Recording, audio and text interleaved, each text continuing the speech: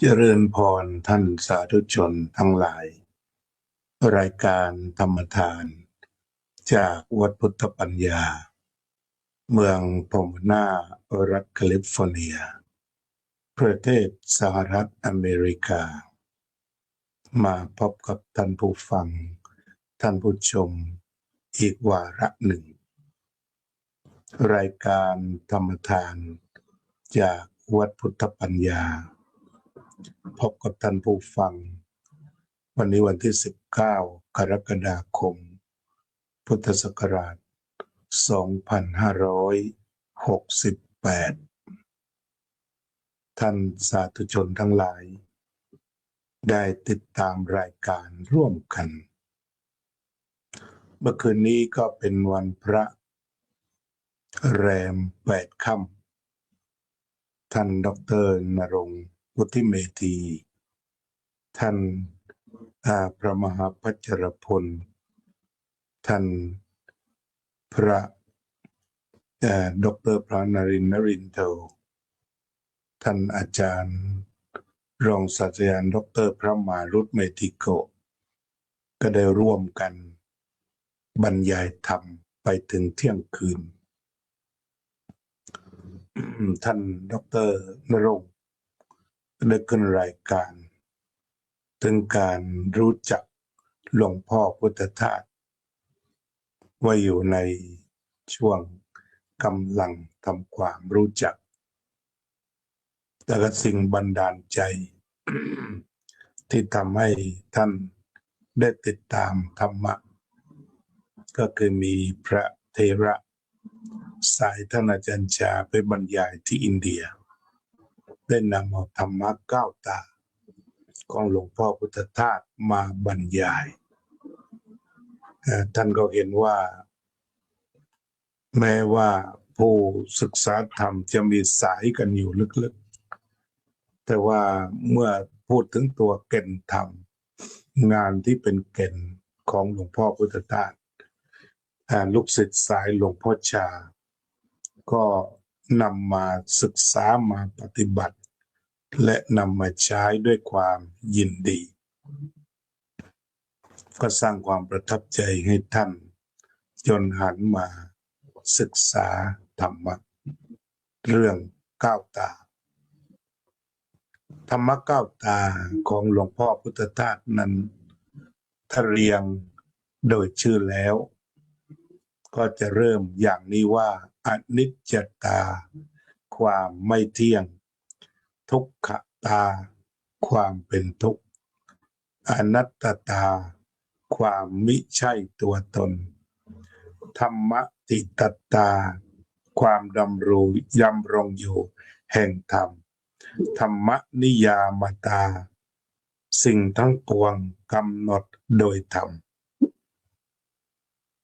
อิทัปปัจจยตาอาศัยซึ่งกันและกันเกิดขึ้นสุญญตาความว่างตถตาความเป็นเช่นนั้นอตัมมยตาคือความหน่ายสุดขีดของสิ่งทั้งปวงมาเห็นตามความเป็นจริงเราจะมาเริ่มตรงที่อนิจจตาอนิจจตาคือความไม่เที่ยงทุกขตาความเป็นทุกข์อนัตตาความไม่ใช่ตัวตนเสียก่อนหากมองดูไปธรรมะทั้ง3 ตาต้นเรียกว่าเป็นธรรมะคู่โลกพระพุทธเจ้าตรัสเอาไว้ว่าตถาคตจะอุบัติก็ตามไม่อุบัติก็ตามอนิจจังทุกขังอนัตตามีอยู่แล้วนี่ก็เป็นตัวยืนยันว่าอนิจจตาทุกขตาอนัตตาเป็นสิ่งที่มีอยู่คู่โลกในจุดนี้พระพุทธเจ้าตรัสว่าถ้าใครเห็นอนิจจตาทุกขตาอนัตตาด้วยปัญญาก็จะเข้าถึงความบริสุทธิ์โดยไม่มีทางอื่นที่จะบริสุทธิ์เท่าดังที่ตรัสว่าสัพเพสังขาราอนิจจา สัพเพสังขาราทุกขาสัพเพธัมมาอนัตตาติยัตถาปัญญายปัสสติอัฏฐนิพพินดติทุกเขเอสะมัคโควิสุทธิยาเมื่อใดเห็นด้วยปัญญาว่าสังขารทั้งหลายไม่เที่ยงสังขารทั้งหลายเป็นทุกข์ธรรมทั้งปวงเป็นอนัตตาเมื่อนั้นย่อมเหนื่อยหน่ายในทุกข์ไม่มีทางอื่นอีกเอเสวะมัคโคนัตถัญโยทัศนัสสะวิสุทธิยาที่เห็นเข้าไปแล้วจะเข้าถึงความบริสุทธิ์แห่งทัศนะได้กล่าวคือการเห็นอนิจจตาทุกขตาอนัตตาหรือการเห็นอนิจจังทุกขังอนัตตานับเป็นความเห็นชอบนับเป็นความเห็นชอบเป็นทัศนะอันบริสุทธิ์พระพุทธเจ้าตรัสสัพเพสังขาราอนัตตากล่าวคือสิ่งที่ปัจจัยปรุงแต่งทั้งปวงที่ทั้งที่มีวิญญาณครองและไม่มีวิญญาณครองเป็นอนิจจตาคือไม่เที่ยงเสียทั้งหมดอาจจะแบ่งโดยรูปธรรมหรือนามธรรมจะเป็นกายหรือจิตก็ล้วนแต่ไม่เที่ยงแล้วเมื่อไม่เที่ยงเป็นยังไงเปลี่ยนแปลงแล้วเป็นอย่างไรต่อทุกขตาทนอยู่ไม่ได้อนัตตาร้ายตัวตนกระแสแห่งธรรมจะเป็นอย่างนี้ครอบคลุมทุกสิ่งทุกประการครอบคลุมโลกครอบคลุมจักรวาลมดทุกตัวสัตว์ทุกชนิดพืชทุกต้นล้วนตกอยู่ในสภาวะอนิจจตาทุกขตาอนัตตาอันนี้สามตาแรก โดยเราก็ต้องดูทั้งรูปธรรมและนามธรรมล้วนตกอยู่ในกฎข้อนี้นอกจากนั้นสิ่งอื่นทั้งหมดก็ล้วนตกอยู่ในข้อนี้จะเป็นลาภยศสรรเสริญสุขก็ตกอยู่ในข้ออนิจจตาทุกขตาและอนัตตานี้หนีไม่พ้นสิ่งเหล่านี้อำนาจอันยิ่งใหญ่ซึ่งสมมุติยึดติดกันเหลือเกินของบรรดาจักรพรรดิของผู้ครองนครใหญ่ๆแต่สุดท้ายก็คือเป็นอนิจจตาไม่เที่ยงทุกขตาทนอยู่ไม่ได้อนัตตาสุดท้ายก็ร้ายตัวตนทุกวันนี้อำนาจของมหาจักรพรรดิที่เคยมีอย่างรุ่งเรืองของประเทศต่างๆไม่ว่าจะเป็นจีนไม่ว่าจะเป็นพวกโรมันที่เรียกว่าจักรพรรดิน่ากลัวเหลือเกินในที่สุดก็ไม่เที่ยงเป็นทุกข์เป็นอนัตตาต่อไปธรรมทิฏฐตาก็คือจับเอาไม่เที่ยงเป็นทุกข์เป็นอนัตตานี้ตั้งอยู่ชั่วนิรันดร์ไม่มีอะไรตั้งอยู่ชั่วนิรันดร์แต่กฎอนิจจตาทุกขตาอนัตตาเนี่ยจะตั้งอยู่ชั่วนิรันดร์ธรรมนิยามตาทุกสิ่งมีธรรมะเป็นผู้กำหนดรวมทั้งมีอนิจจตาทุกขตาอนัตตาธรรมทิฏฐตานี้หนุนเข้ามายกตัวอย่างธรรมนิยามตาอุปนิสัยของคนที่เราเรียกว่ากรรมสกตา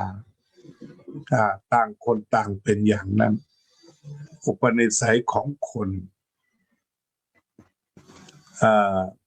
การพูดการคิดการกระทำแต่ก็มาจากธรรมนิยามตาคือความเหตุปัจจัยเป็นตัวกำหนดจะพูดอะไรก็เป็นธรรมนิยามจะคิดอะไรก็เป็นธรรมนิยามจะทำอะไรก็เป็นธรรมนิยามคือธรรมะเป็นตัวกำหนดเหตุปัจจัยเป็นตัวกำหนด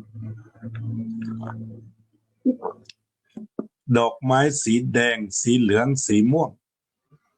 เช่นพุทธรักษามีทั้งแดงทั้งเหลืองทั้งขาวดอกชบามีขาวมีเหลืองมีหลายชนิดสิ่งเหล่านี้อาการแบบนี้เรียกว่าเป็นธรรมนิยามตาคือกำหนดโดยธรรม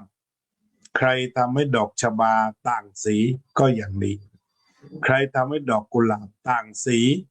ก็เป็นอย่างนี้อยู่ที่นิยามธรรมนิยามตาอิทัปปัจจยตาเนี่ยทุกสิ่งอาศัยกันและกันเกิดขึ้นธรรมะข้อนี้เราก็วางไว้อย่างนี้แล้วนำไปพิจารณาว่าสิ่งต่างๆที่อาศัยกันและกันเป็นอิทัปปัจจยตาทั้งหมดหรือเราอาจจะพูดว่าอิทัปปัจจยาคือพระธรรมดวงอาทิตย์เกิดจากส่วนผสมของก๊าซต่างๆขึ้นมาดวงอาทิตย์ก็คือพระธรรมดวงจันทร์ก็เป็นพระธรรมเพราะว่าประกอบขึ้นจากเหตุปัจจัยต่างๆต้นไม้ทุกต้นเป็นพระธรรมมนุษย์ทุกคนเป็นพระธรรมเพราะว่ามาจากอิทัปปัจจยตาอาศัยกันและกันอาศัยกันและกันยึดโยงกันต่อไปสุญญตาที่บอกว่าเรียกว่าสุญญตาคือมันต้องโยงกันมันไม่มีอะไรที่เป็นหนึ่งเดียวเป็นของเดียวทุกอย่างก็ต้องอิงอาศัยซึ่งกันและกันเรียกว่าอิทัปปัจจยอิทัปปัจจยตาเป็นสุญญตาคือสุญญตาก็คือหมายความว่ามันไม่มีอะไรเดียวโดดเด่นที่จะทำได้หมดนะอันนี้เรียกว่าสุญญตานอกจากสุญญตาแล้วต่อไปก็คือตถาตาและปรากฏการณ์ต่างๆหรือฟิโนเมนาเป็นตัวฟิโนเมนาเป็นตัวปรากฏการณ์ต่างๆสิ่งที่เกิดขึ้นเป็นธรรมะทั้งหมดจะเป็นกุศลก็เป็นธรรมะจะเป็นอกุศลก็เป็นธรรมะเรียกว่าเป็นฟิโนเมนาหรือตถาตาก็คือครอบคลุมอริยสัจและความจริงทั้งปวงเราเรียกพระตถาคตว่าตถาคตก็คือผู้เข้าถึงตถาตาแล้วก็อตัมมยตาเมื่อมองเห็นแล้วว่าทุกสิ่งนั้นเป็นสิ่งที่ผสมกันรวมกันชั่วคราวไม่มีอะไรเที่ยงแท้แน่นอนก็เห็นความจริงแล้วไม่ยึดมั่นถือมั่นตามคำที่ว่าสัพเพธัมมานาลังอภินิเวสายะเพราะมันมีปัจจัยปรุงแต่งทั้งหมดอันนี้ก็เรียกว่าเป็นธรรมะก้าวตาและเกิดความเบื่อหน่ายคลายกำหนัดปล่อยวางว่างสงบเย็นสัพเพธัมมานาลังอภินิเวสายะวันนี้ก็ให้หลักก้าวตาไว้แค่นี้สั้นๆไม่สลับซับซ้อนวันหลังค่อยมาคุยกันใหม่เราจะทำสมาธิซะก่อน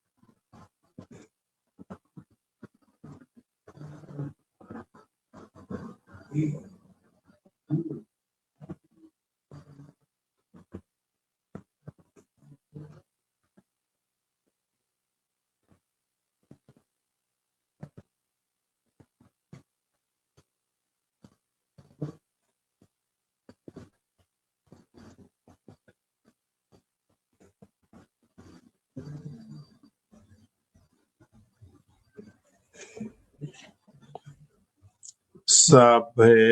สัตตาสัตว์ทั้งหลายที่เป็นเพื่อนทุกข์เกิดแก่เจ็บตายด้วยกันทั้งหมดทั้งสิ้นอเวราโหนตุจงเป็นสุขเป็นสุขเถิดอย่าได้มีเวรแก่กันและกันเลยอาปายาปัจจาโอนตุจงเป็นสุขเป็นสุขเถิดอย่าได้พยาบาทเบียดเบียนซึ่งกันและกันเลยอานิคาโอนตุจงเป็นสุขเป็นสุขเถิดอย่าได้มีความทุกข์กายทุกข์ใจเลยสุขีอัตตานังปริหารันตุจงมีความสุขกายสุขใจรักษาตนให้พ้นจากทุกภัยทั้งสิ้นเถิดอภิวาทนาสีลิสะนิจจังวุฒาปัจจายโนจัตตารโอธรรมาวัฏันติอายุวันโนสุขังพลัง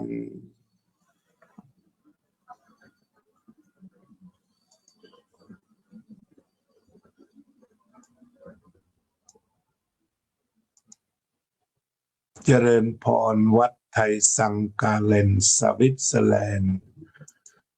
โยมประพันธ์วงศ์พาณิชย์โยมบัวผันหอลโยมทิติมามาเธอโยมบัวผันหอลโยมระเบียบโยมเคนธนาโยมน้อยพงษ์ประเสริฐ Good morning David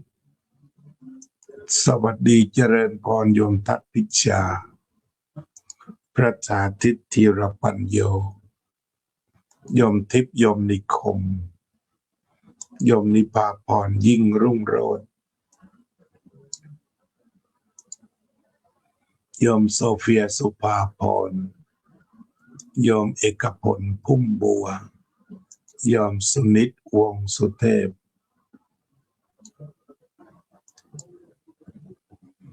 โยมทัตพิชาแสงสวัสดิ์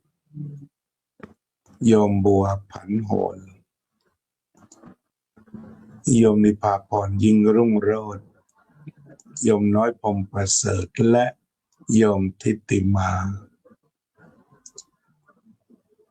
รายการธรรมทานจากวัดพุทธปัญญาจากลาท่านผู้ฟังเพียงแค่นี้พบกันใหม่ในวันต่อไป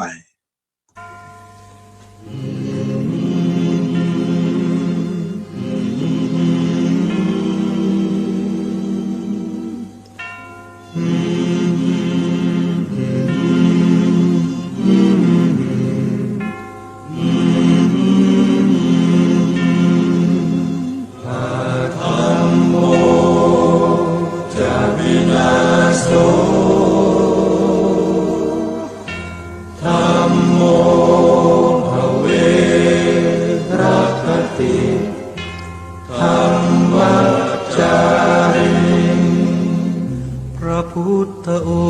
งค์ท่านทรงตรัสรู้เป็นสัพพัญญูตรัสสอนความจริงว่าธรรมะย่อมชนะทุกสิ่งเป็นที่พึงพิงแก่ผู้ประพฤติชอบธรรมธัมโม จะวินาโสธัมโม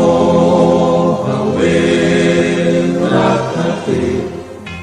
ธัมมัจจาริอำนาจใดๆก็ตามย่อมถึงความพินาศถ้าขาดธรรมะประจำไม่มีใครอยู่ค้ำฟ้าเราต่างเกิดมาใช้กันจงอยู่ในศีลในธรรมคิดทำแต่กรรมที่ดีอาธัมโมจะวินาโสธัมโมภเวรัคติธัมมัจจาริธรรมส่องสว่างสู่ทางสุขสีคำจุนโลกนี้นิรันดร์อาธัมโมจะวินาโส